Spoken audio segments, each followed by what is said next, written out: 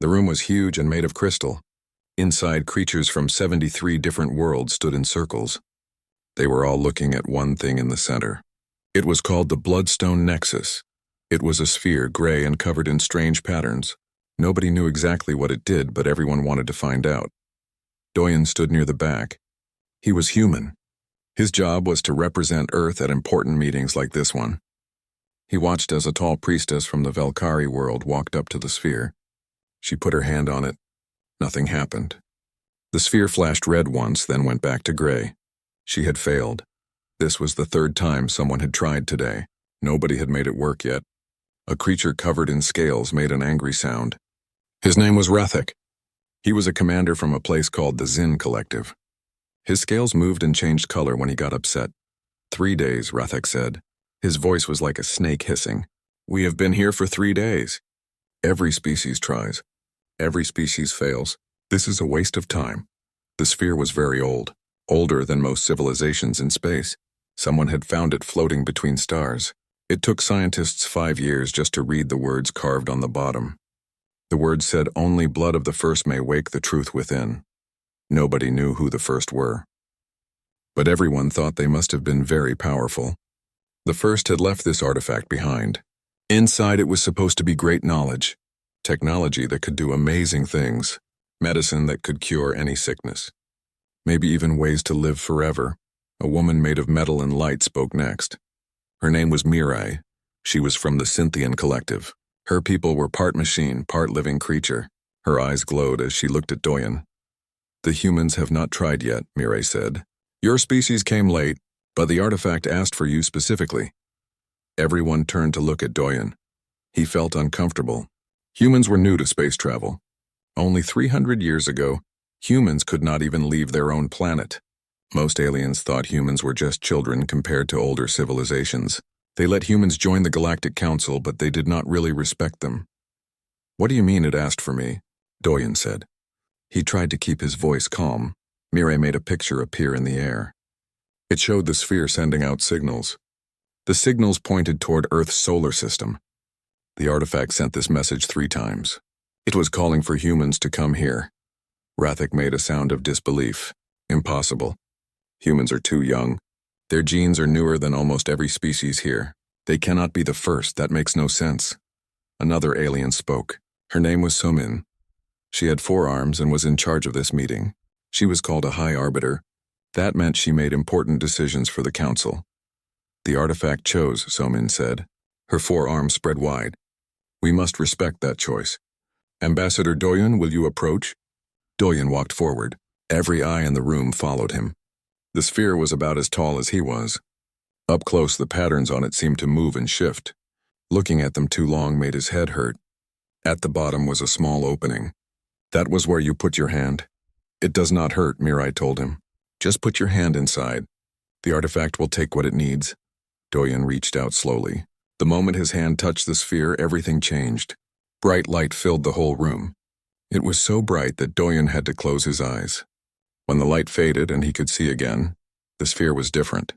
It was not gray anymore. Now it glowed with colors he had never seen before, colors that did not have names. Then something even stranger happened. The sphere spoke, but it did not make sounds. Instead, words appeared directly in Doyen's mind. Everyone else heard them too. The voice said, "Recognized human carrier of the old code. The first live through you." Doyen did not understand. What does that mean? He whispered. His hand was still touching the sphere. The voice came again. To unlock the archive, a sacrifice is required. Not of flesh, not of mind, but of continuity. The bloodline must end so the knowledge may begin. Fear spread through the room. Everyone understood what the sphere was saying. Mirai said what others were thinking. It wants extinction. The price of knowledge is the end of humanity's genetic line. No more humans can be born. That is the price. Doyen stared at the glowing sphere. His mind was racing. The knowledge inside was supposed to be incredible. Weapons that could change reality itself. Medicine to cure any disease. Technology to make any species live forever. All the secrets of the civilization that started life in the galaxy billions of years ago. And all it cost was every human dying without children. The complete end of the human species. Doyen thought about his daughter. Her name was Yuna. She was 21 years old and studying at university on Mars. He thought about his grandmother, Hyejin. She was 97 years old and lived in Seoul. She had survived a terrible war when she was young. No, Doyen said. He pulled his hand away from the sphere. No knowledge is worth that price. The sphere pulsed. The voice returned. This time it sounded surprised. You refuse? You do not wish to know? Not at that cost, Doyen said firmly. Curious, the voice said. All others who activated me agreed immediately. They condemned their species for knowledge. You are the first to refuse. Explain. Suddenly Doyen understood something terrible. This was not the first time someone had found the sphere. Other species had activated it before. They had all said yes. They had all agreed to end their species for knowledge. And now those species were gone, dead, extinct. The sphere was not a gift. It was a test. And every species before humans had failed by saying yes. Doyen took a deep breath. An idea was forming in his mind.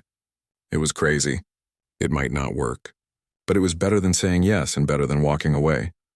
Because, Doyen said slowly, we humans know something that you need to learn. The room went completely silent. Every creature stared at him. A human, barely 3 centuries into space travel, was claiming to teach something to an artifact older than stars. You ask for a bloodline, Doyen continued. But what is a bloodline really? It is not just genetics. A bloodline is memory. It is everything that every generation learned. It is the choices they made and the lessons they passed down. It is the sum of all human experience, the voice said. Semantic distinctions. The requirement remains. Genetic termination in exchange for archive access. Then I offer a different sacrifice, Doyen said. His heart was pounding. You want a bloodline? I will give you one. Not in genetic code, but in the only form that truly matters. I will give you history itself. Every memory, every story, every triumph and every failure of humanity. From the first tool we made to the first star we reached. The complete record of what we were, what we are, and what we learned along the way. The sphere pulsed with light. Colors swirled across its surface. For a long moment, nothing happened. Then the voice spoke again. Continue. Mirai looked confused. Her glowing eyes flickered as she processed what Doyen had said. She spoke carefully. You want to trade information for information? That makes no sense. The artifact has universal secrets. Human history is, forgive me, Ambassador, not important by comparison. Doyen turned to face her. Is it really not important? Tell me, Mirai, how old is your species? 473,000 years since we first became intelligent beings, Mirai answered. And in all that time, did your people ever almost go extinct? Did you ever face complete destruction and survive? Mirai paused. Her lights dimmed slightly. We have had problems, wars, diseases, but never something that could have ended us completely. Doyen looked at Rathek next. Commander, your species evolved on a paradise world. Plenty of food, no dangerous predators. You reached space without ever knowing real hardship. Rathek's scales rippled. He was angry, but he could not deny the truth. Humanity is different, Doyen said to everyone in the room. We evolved on a death world. Earth tried to kill us constantly. Predators hunted us. Diseases killed us in huge numbers. Ice ages froze us. Volcanoes buried us. We almost went extinct many times, and yet we survived. We did not just survive. We learned to thrive. He turned back to the glowing sphere. You have tested countless species with your offer. Species that chose knowledge over survival. But what good is infinite knowledge if you are dead? I think you have gathered a lot of data over billions of years, but you are missing something. You do not understand why any species would choose differently. The voice spoke again. Continue. Doyen felt his confidence growing. Human history is a record of impossible survival. We have complete documentation of how a species faces extinction again and again and chooses to continue anyway. We have stories of people who died so others could live. We have kept traditions alive for thousands of years, passing wisdom down through voices alone, through nothing but the will to remember. His heart was pounding now. This was a gamble, a huge risk. But he had to try. What you are missing is not data, Doyen said quietly. It is meaning, purpose, the understanding of why life matters enough to preserve it even when knowledge offers infinite rewards. You have tested species for billions of years. Every single one failed by succeeding. They chose your archive over their own existence. You have proven that greedy species destroy themselves, but you never learned what makes a species choose differently. Doyen placed his hand back on the artifact. And that is what I offer. Not my species' bloodline, but its story. The complete truth of humanity. Every war we fought. Every peace we built. Every mistake we made and every lesson we learned. The full record of a species that looked at extinction countless times and always chose to keep going. Not because we had perfect knowledge, but because we understood something more important. We understood that the act of survival itself is worth preserving. The sphere pulsed. Colors moved across its surface like waves. The silence felt like it lasted forever. Finally, the voice spoke. Unprecedented. In 4 billion years, no species has offered such an exchange. You would trade memory for memory? History for archive? Yes, Doyen said firmly. All of it. Every database. Every library. Every oral tradition. Every piece of art that captured human experience. Every scientific journal documenting our understanding of reality. Every diary. Every letter, every song, the complete archive of what it means to be human. That is my offer. That is the bloodline sacrifice I present. Not our future, but our past. The accumulated wisdom of a species that learned to value survival over knowing everything. The voice asked, "And if I accept this trade? What then?"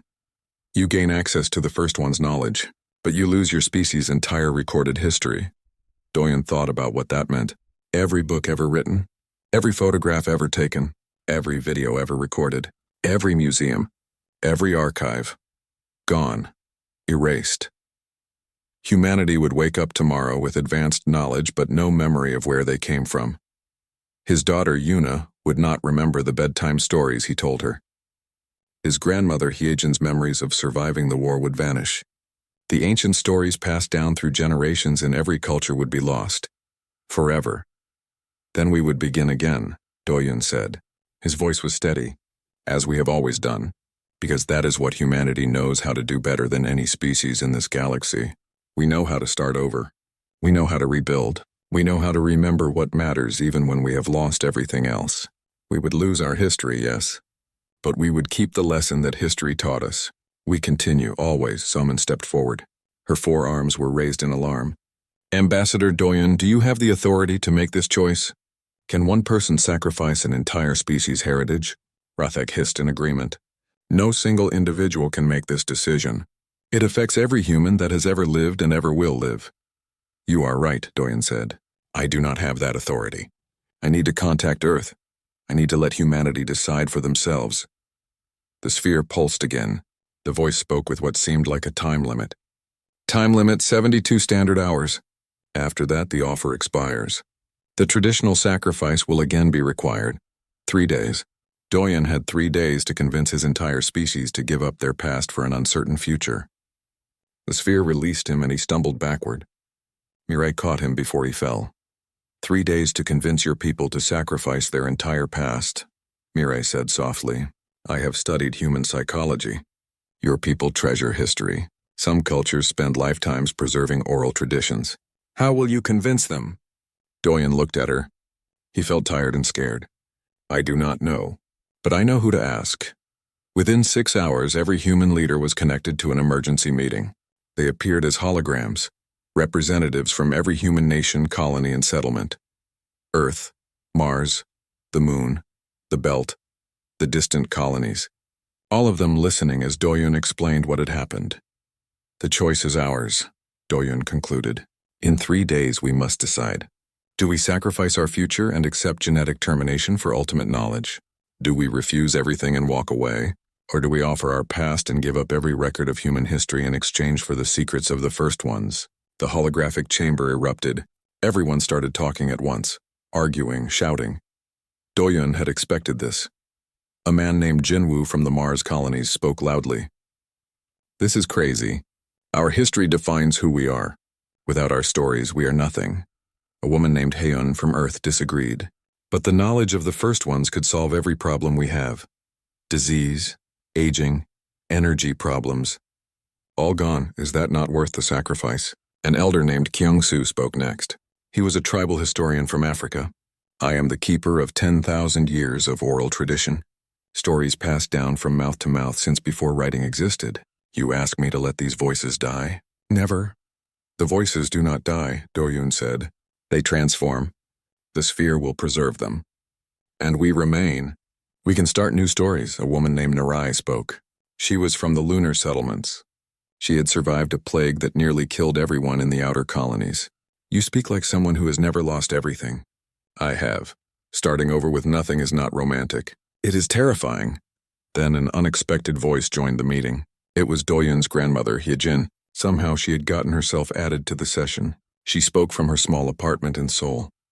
That is exactly why we can do it, Hyejin said. Her voice was old but strong. Because we have done it before. This is not the first time humanity has faced the choice between memory and survival. Everyone fell silent. Hyejin was 97 years old. She was one of the last people alive who remembered the climate wars. Her generation had watched the world burn and then rebuilt it. When I was young, Hyejin continued, I watched my entire village burn. Every photograph, every heirloom, every physical memory of my ancestors, gone. I thought I would die from grief. But I did not die, I lived, and I discovered something important. The most important memories we carry inside us, not in books or computers, but here. She touched her chest, in what we choose to pass on to our children. Doyun felt tears in his eyes as he listened to his grandmother speak. The stories that matter most, Hyejin said, are the ones we tell after everything else is lost. They are the stories of how we survived, how we continued, how we chose hope when despair was easier. These stories do not need databases to live. They need only people willing to remember what matters. The debate continued for hours, but something had shifted. Slowly, people began to understand what Doyun and his grandmother were saying, that history was not just data. It was a lesson. And the lesson was simple. Continue no matter what. Always continue. The 72 hours were the most intense time in human history. Across every human settlement, people debated. Should they give up their past to save their future? Or should they keep their history and walk away from the artifact? News stations ran constant coverage. Social media exploded with arguments. Families gathered to discuss it. Teachers held debates in classrooms. Religious leaders from every faith offered their thoughts. Everyone had an opinion. Doyun watched all of this from the convergence chamber. The aliens watched too. They were fascinated by how humans made decisions. Every individual got a voice. Every person could vote. Rathek observed the chaos with his scales showing confusion. They argue constantly. How can a species function when every individual has a voice? It is inefficient, messily, Doyun admitted. But that is the point. We do not blindly follow single leaders. We fight, we debate. We struggle to find agreement. It is slow and inefficient, but it is ours. Mireille was studying the data coming from Earth and the colonies. Fascinating. Your population is almost evenly split. 47% want to accept the historical sacrifice. 41% want to refuse entirely. 12% are still undecided. The undecided will determine everything, Doyun said quietly. He had spent the last 2 days reading what people were saying. The arguments, the essays, the personal stories. Some of them made him cry.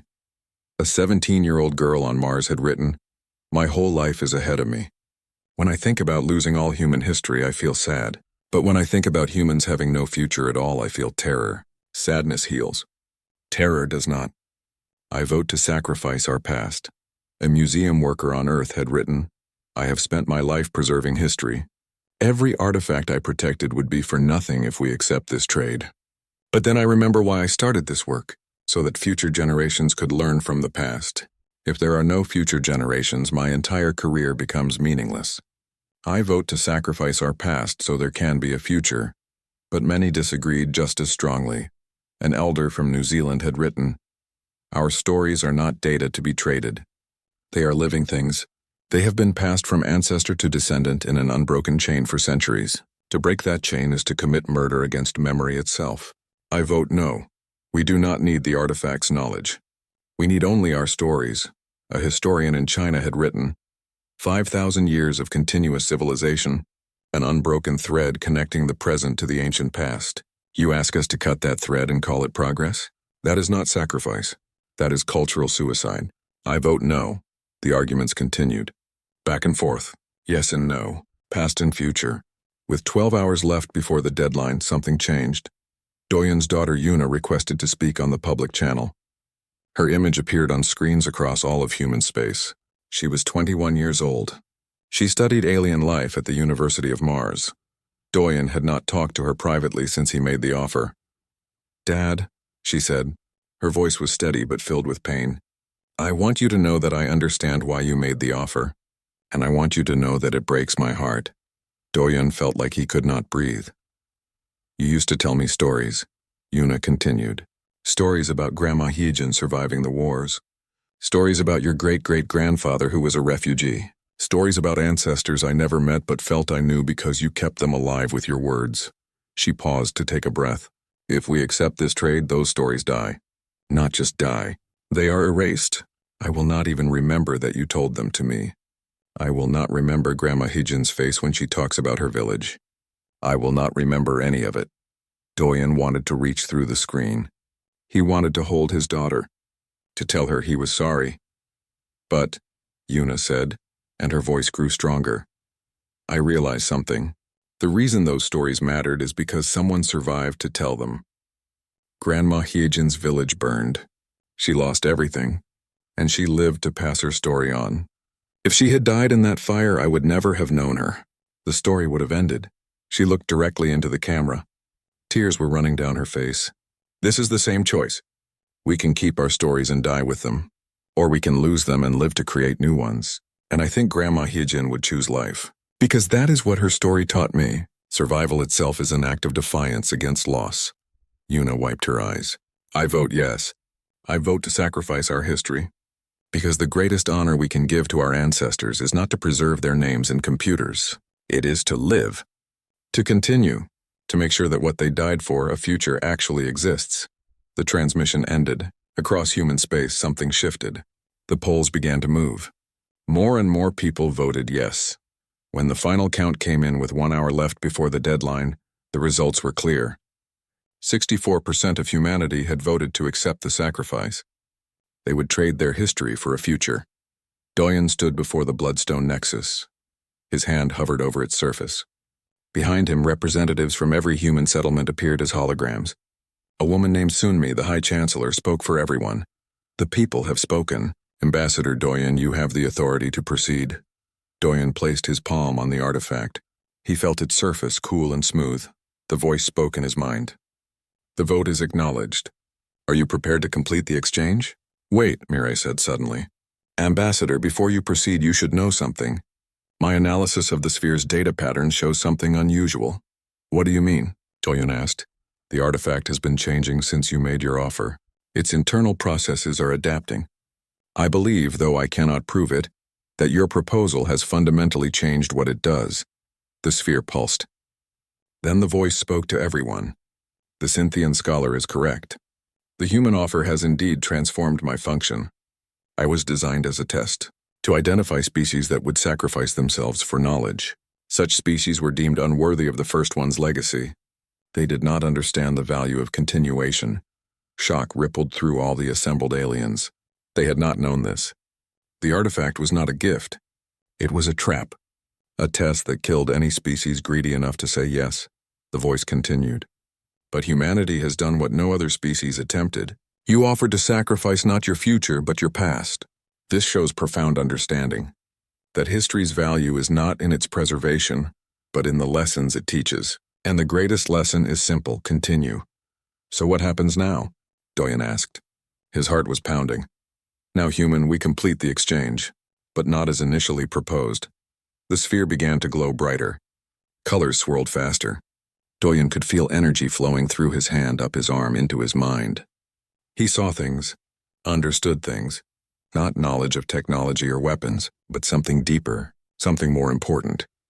He saw the first ones, not as legends or myths, but as they truly were. A civilization that had conquered death, that had reshaped reality, that had achieved everything possible to achieve. And he saw how they had died, not from war, not from disease, but from success. They had solved every problem, answered every question, achieved every goal. And in doing so, they had lost the reason to continue. They had not been destroyed. They had simply stopped growing, stopped striving, stopped caring. They had faded away because they had nothing left to reach for. The voice spoke again. This is the knowledge I protect others from. The knowledge of how to achieve everything and lose what matters. The first ones created me to ensure no other species made their mistake, to ensure that the next civilization to rise would understand something they forgot, that the journey matters more than the destination. Doyen understood. The artifact was not withholding knowledge out of cruelty. It was protecting species from the curse of having nothing left to achieve, nothing left to hope for, nothing left to become. Your species has shown me a different path, the voice said. You have demonstrated that it is possible to value survival over knowledge, to choose the uncertain future over the perfect present, to understand that the act of continuing is itself the goal. The light around the sphere intensified. Doyen felt like he was being lifted, though his feet remained on the ground. Something fundamental was changing, not just in him, but in the artifact itself, in the entire room. In the moment, history was being made, not the kind recorded in books, but the kind that changes what it means to be alive. The voice from the artifact spoke clearly to everyone. I will take your history, human. Every record, every memory, every story. It will be added to the archive of the first ones. But in exchange, I will not give you their knowledge. Gasps filled the room. Rathek roared in anger. His scales turned dark red. Betrayal! The human made a deal. Silence, the voice commanded. I am not finished. Everyone went quiet.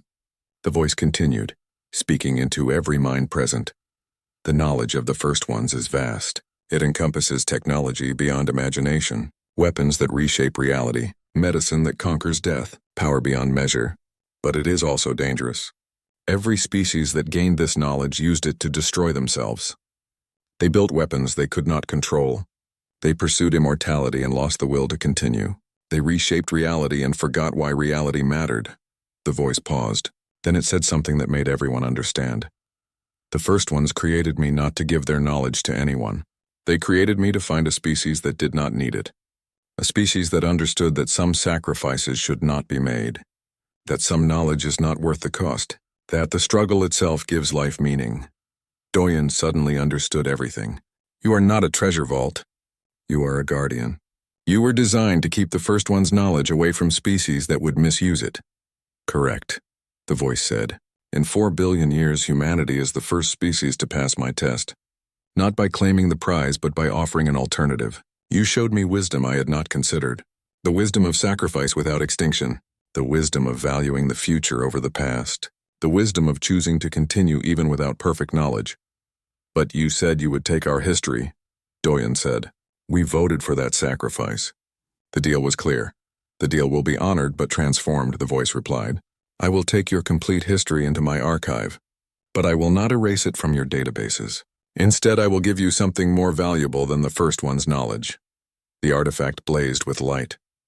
Information flooded into Doyen's mind, but not technical specifications, not weapon designs, not medical formulas. Something else, understanding, perspective, wisdom. The voice spoke to everyone. I give you the lesson that the first ones learned too late. That knowledge without wisdom is destruction. That power without purpose is annihilation. That the greatest achievement is not conquering death, but making life worth living. Images flooded through the minds of everyone in the chamber. They saw the first ones in their glory, a civilization that had spanned galaxies, that had bent physics to their will, that had achieved everything possible, and they saw the first ones end. Not war, not disease, not catastrophe, but emptiness. They had solved every problem, answered every question, achieved every goal, and in succeeding so completely they had lost the reason to continue existing. The first ones had not died. They had simply stopped growing, stopped striving, stopped caring. They had faded away like a fire with nothing left to burn. This is the knowledge I protect others from, the voice explained. The knowledge of how to achieve everything and lose everything that matters. The first one's final act was to create me, to ensure that no other species made their mistake, to ensure that the next great civilization would understand what they forgot. What did they forget? Asked Miri softly. That the journey is the destination, the voice said. That hope requires uncertainty. That meaning requires struggle. That life without challenge is not life at all, but simply existence. An existence without purpose is worse than death. The light faded. Doyen found himself still standing with his hand on the sphere. But everything had changed. He felt different. Not stronger, not smarter, but altered in some fundamental way. He understood things now that he could never have understood before. Your history is now part of my archive, the voice said. But it remains also in your databases, your libraries, your oral traditions. You lose nothing. And in exchange, I give you this understanding, the wisdom to know when not to pursue knowledge, the insight that some questions are better left unanswered, the recognition that struggle itself gives life meaning. Minister Hayen spoke up, her voice filled with awe. And the first one's technology? The weapons, the medicine, the reality-bending tools? Will remain sealed, the voice said firmly. Not as punishment, but as protection. Your species is not ready. Perhaps no species ever is, but you have shown the capacity to grow toward readiness. In time, many generations from now, if humanity continues to choose wisdom over power, life over omniscience, perhaps the archive will open. But not today. Not for a very long time, Mirai spoke quietly. The test was never about proving ourselves worthy of the first one's knowledge. It was about proving we did not need it. Exactly correct, the voice confirmed. Doyen pulled his hand away from the sphere. He felt changed. Not with new abilities or perfect knowledge, but fundamentally altered in perspective. He understood now in a way he never had before. Why his grandmother had survived her village burning. Why humanity had endured countless near extinctions. Why the act of choosing to continue was itself the victory. So what happens now? He asked quietly. Now you return to your people, the voice said. You tell them what was offered and what was gained. You explain that humanity's greatest achievement was not claiming the prize, but understanding that the real prize was never the destination. It was the choice to keep going. And you keep your stories, every one of them, because while I have added human history to the archive of the first ones, those stories belong to you. They always will. Not because they are preserved in databases, but because they are lived in every choice your species makes. The bloodstone nexus dimmed. Doyen realized that he could no longer see its impossible colors. It had returned to dormant gray, but it felt different now, complete, fulfilled. My function is complete, the voice said. I have found a species that understands. The test is over. I will now enter permanent rest. But know this, humans. Your history is now preserved in the deepest archive of the universe, alongside the history of the first ones. You are their inheritors, not of their technology, but of their final wisdom. That the act of choosing to continue is what makes a civilization worthy of that name. The voice faded. The artifact went completely still. Its surface became smooth and cool like ordinary stone, just a gray sphere in the center of a crystal room. For a long moment, no one spoke. The weight of what had happened pressed down on everyone. Then Soman stepped forward. Her forearms moved in a gesture of deep respect. Ambassador Doyen, on behalf of the Galactic Council, I extend humanity's first formal recognition as a senior species. Your civilization has demonstrated wisdom that many far older have not achieved. Rathek approached next. His scales now showed patterns of respect instead of hostility. He bowed his head. I misjudged your people. Forgive my arrogance. I see now that age and wisdom are not the same thing. Mirai came up to Doyen. Her optical sensors focused on him with what seemed like genuine emotion. I have spent my entire existence studying civilizations. I thought I understood the patterns of species development. But you have taught me something new. That sometimes the wisest choice is to not take what is offered. That restraint is harder and more valuable than grasping. Doyen smiled. He felt tired but peaceful. We did not do anything special. We simply remembered what our history taught us. That the future is worth protecting even at great cost. Especially at great cost. That survival itself is an achievement. That continuing is the point. That, Mirai said softly, is precisely what makes it special. Most species forget that lesson, or never learn it in the first place. Your people remembered. Other representatives came forward. One by one, species that had barely acknowledged humanity's existence now offered their respect. The young species that everyone had dismissed had just done something unprecedented, something that would change the galaxy forever. Not by claiming ancient power, not by seizing ultimate knowledge, but by choosing to keep walking forward into an uncertain future with nothing but hope and the lessons of the past to guide them. Doyen looked at the now dormant artifact one last time. It had tested his species, and humanity had passed, not by being the strongest, not by being the smartest, but by being wise enough to know what truly mattered. He thought about going home, about seeing his grandmother, about holding his daughter, about continuing the story that their ancestors had started so long ago, the story that had no ending. Only new chapters, and that he realized was exactly how it should be. 3 weeks later, Doyen returned to Earth. The journey home had given him time to think about everything that had happened, about the choice humanity had made, about what it meant for the future. He went straight to Seoul, to his grandmother's small apartment. Hyejin was waiting for him. She had tea prepared. She always had tea prepared. They sat together in her living room. Through the window, Doyen could see the city stretching to the horizon. Seoul, a city that had been destroyed and rebuilt many times over thousands of years, each time rising from its ashes, each time choosing to continue. Doyen told his grandmother everything, about the artifact, about the test, about the choice humanity had made, about what they had gained and what they had almost lost. Hyejin listened quietly. Her old eyes were bright with understanding. When he finished, she nodded slowly. "You were right," Doyen said. "The most important memories are the ones we carry inside us, the ones we choose to pass on." "And what will you pass on to Yuna?" Hyejin asked. Doyen thought about that question, about the artifact that had tested them, about the first ones who had achieved everything and lost what mattered, about his daughter who had voted to sacrifice history for a future.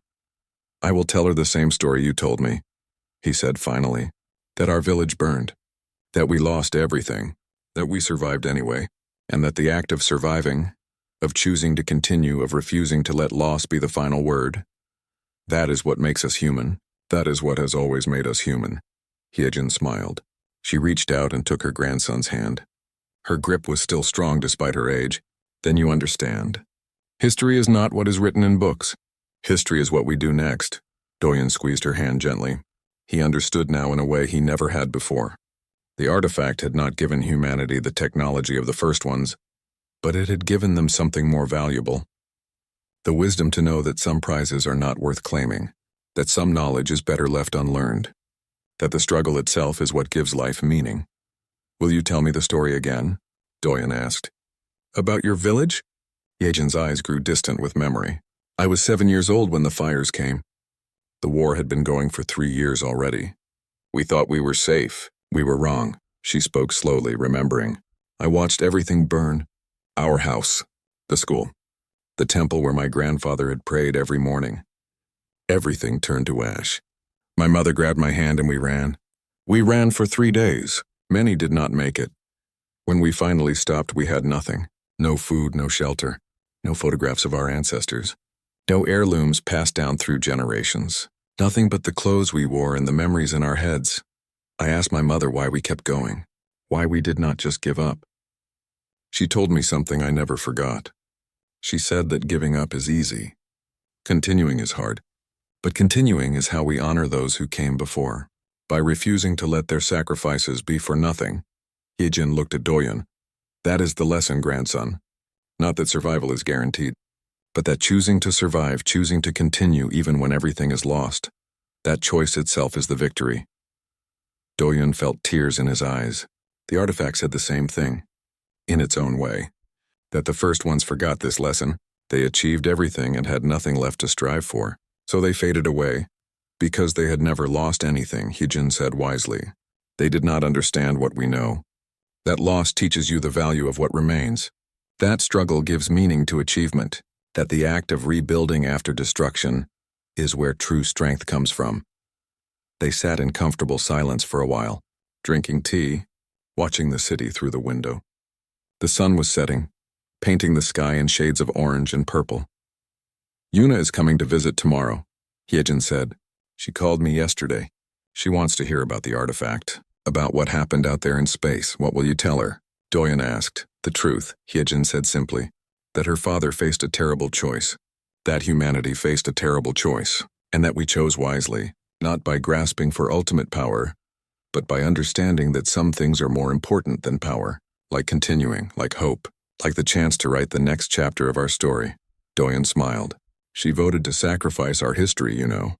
She said that survival itself was an act of defiance against loss. I think she learned that from you. Smart girl, Hyejin said with pride. She understands what matters. And now the whole galaxy knows that humanity understands too. Do you think we made the right choice? Doyen asked. Walking away from all that knowledge? Hyejin looked at him with ancient eyes full of wisdom. The right choice is not always the easy choice. And it is not always the rewarding choice. But yes, you made the right choice. Because you chose life over knowledge. You chose the future over the past.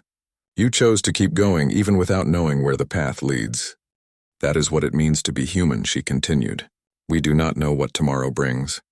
We cannot see the future. We do not have perfect knowledge. But we take the next step anyway. We continue anyway. That is our strength. That is what makes us worthy of continuing. Doyen stood and walked to the window. The city lights were coming on now as darkness fell. Millions of people going about their lives, working, loving, struggling, hoping. Each one part of the great story of humanity. The other species respect us now, Doyen said.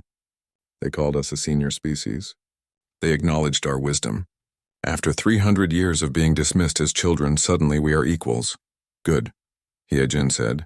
Maybe now they will listen when we speak. Maybe they will learn from us as we have learned from them. What do we have to teach them? Doyen asked. That suffering is not weakness, Hyejin said. That loss is not failure. That struggle is not something to be avoided, but something to be embraced, because it is through struggle that we grow, through loss that we understand value, through suffering that we learn compassion. She stood up slowly, using her cane for support. She came to stand beside Doyen at the window. Most of those alien species evolved on easy worlds. They never faced extinction. They never knew real hardship. They became advanced, but they never became wise. They have knowledge, but they lack understanding. And we have understanding? Doyen asked. We have something better, Hyejin said. We have experience. Real experience of loss and survival, of falling and rising, of dying and being reborn. That is worth more than all the technology in the universe. They stood together in silence, watching the city lights, grandmother and grandson, 2 points on a line that stretched back to the beginning of humanity and forward into an unknowable future. Thank you, Doyen said quietly. For what? Hyejin asked. For surviving your village burning? For choosing to continue? For passing your wisdom down to me? For teaching me that history is not about what we preserve in databases, but about what we carry forward in our choices? Hyejin patted his hand. You would have figured it out eventually. You are smart, like your daughter, but I am glad I could help. What happens now? Doyen asked. Humanity passed the test. We gained wisdom. But what do we do with it? We keep going, Hyejin said simply. We face the next challenge. We make the next choice. We take the next step. That is all we can do. That is all we have ever done. And it has been enough so far. Doyen nodded. He understood now. The artifact had not changed humanity. It had revealed what humanity already was. A species that valued survival over knowledge. That chose tomorrow over yesterday. That understood the journey was more important than the destination. I should go, Doyen said. I have meetings tomorrow. Reports to file. Speeches to give. Important work, Hyejin agreed. Go do what you must, but come back soon. Bring Yuna, we will have dinner together. I will make kimchi stew. We will tell stories. We will remember what matters. Doyen hugged his grandmother. She felt small and fragile in his arms, but also strong, stronger than anyone he knew. I love you, grandmother, he said. I love you too, grandson, she replied. Now go, the future is waiting, and we have chosen to meet it. Doyen left the apartment and walked out into the Seoul night. The city hummed with life around him. People everywhere, living their lives, making their choices, writing their stories. Above him, the stars shone. Out there, the artifact slept. The first ones were gone, but humanity remained, and would continue. Not because they had ultimate knowledge, not because they had conquered death, not because they had reshaped reality, but because they understood something simple and profound. Something that the first ones had forgotten, something that would carry humanity forward through whatever challenges lay ahead. That the act of choosing tomorrow over yesterday was not a sacrifice at all. It was not a loss. It was not even particularly heroic. It was simply what life does, what life has always done, what life will always do. Continue. The end.